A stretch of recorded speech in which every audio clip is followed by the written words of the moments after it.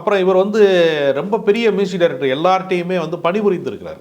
இவர் எப்படின்னா AR ரஹ்மானுக்கும் Harry ஜெயராஜுக்கும் நிறைய ஒற்றுமை இருக்குது.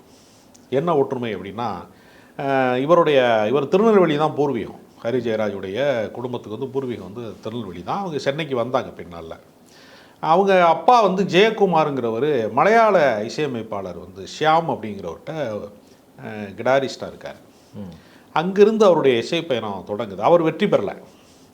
மகனை ஒரு இசைக்கலைஞனை ஆக்கணும் அப்படின்னு 13 வயதிற்குள்ளேயே அவர் ஒரு மகத்தான இசைக்கலைஞரை மாற்றிட்டார்.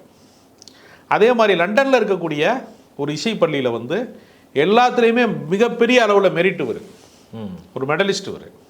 அந்தளவுக்கு ஒரு பிரமாதமான இசை நுணுக்கங்களை கற்றுக்கொண்டு எம்எஸ் விஸ்வநாதன் தொடங்கி சிற்பி பல மியூசிக் டைரக்டர்கிட்ட அவர் இருந்திருக்கிறாரு.